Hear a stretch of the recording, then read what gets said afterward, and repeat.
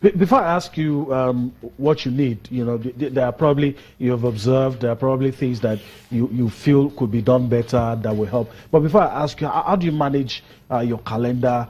I mean, how do you talk to the clubs that you currently play for to ensure that there's a balance? I mean, for somebody who's paying for your services, that there's no situation where you're not around because, I mean, how do you just... Beach soccer happens to be a national team, and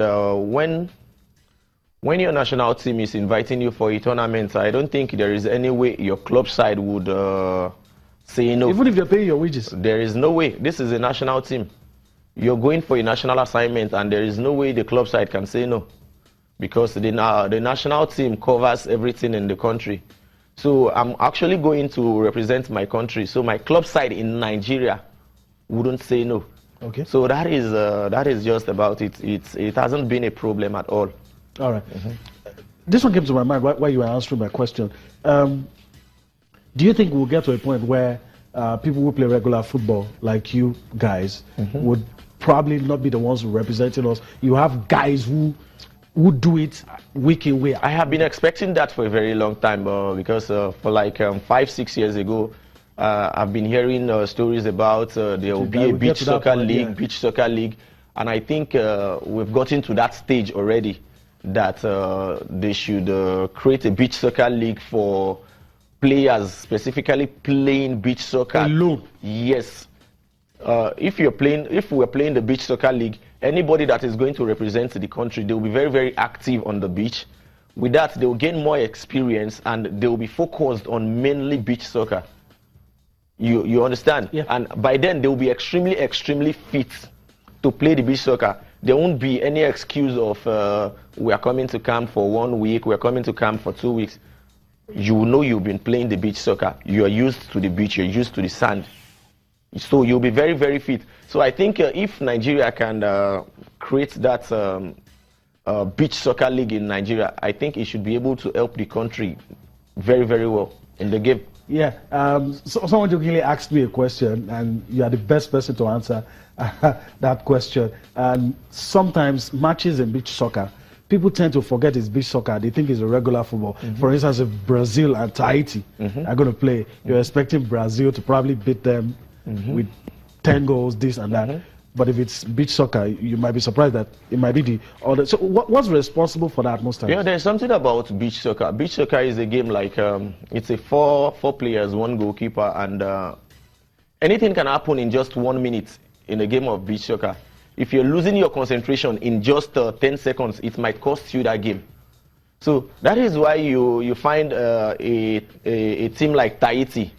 They got to the semi-final stage, and it wasn't a surprise. Because if they are playing against any team and the team is losing concentration and they happen to score 2 goals in less than 30 seconds, they might have won the game already. So that is why you can't just say Brazil will win this game or Italians will win this game. It's about you losing your concentration and your opponents capitalize on that. So that is it. Brazil that we mentioned have shown us that you can be good in beach soccer and also be good in regular football. Yeah. Do you see us getting to that level where one is not affecting the other? At all. We are good and competitive. Yeah, there is one thing about Brazilians, even to their coach, they are highly tactical, technical, they are very, very skillful. And since they play the beach soccer league, almost all their players, almost all the Brazilians, they play football professionally. They play beach soccer professionally. Okay. Most don't even play in Brazil. Most play in Dubai, Italy, Portugal, everywhere like that.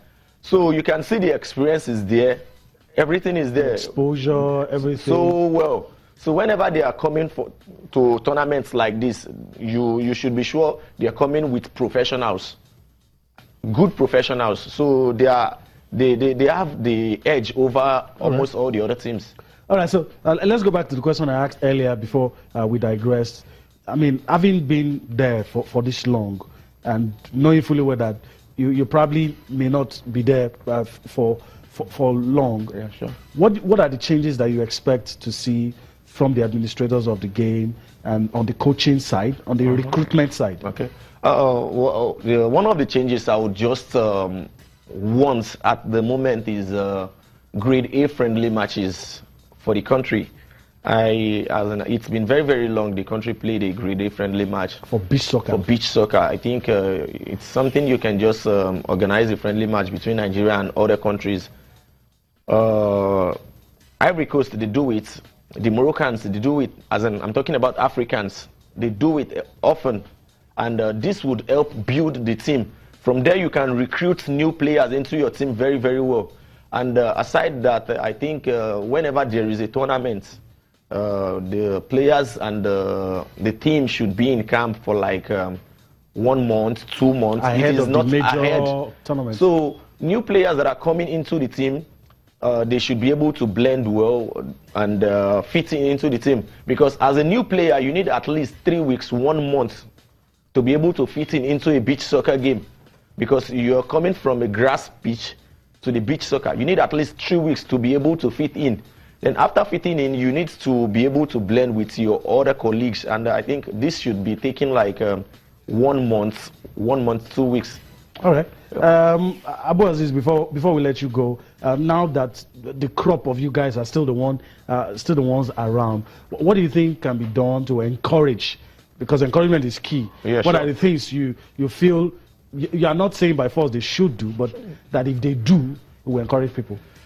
I just think, especially current crop representing Nigeria, like the current players or the current team as a whole. Well, okay, what I just feel is if they can, like some of us are aging now. Okay. Some of us are being tired, and the thing is, they are seeing most of us too much.